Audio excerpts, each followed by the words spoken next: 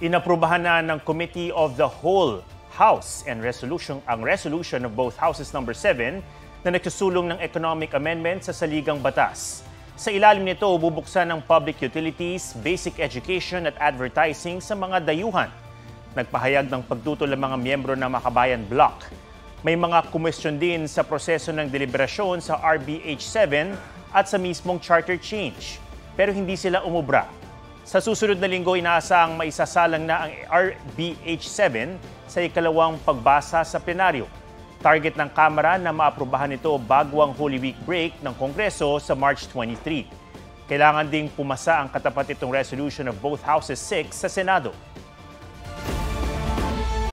Mga kapuso, alamin ang State of the Nation. Mag-subscribe sa GMA Integrated News sa YouTube. Sa ating mga kapuso abroad, samahan niyo kami sa GMA Pinoy TV at sa www.gmanews.tv.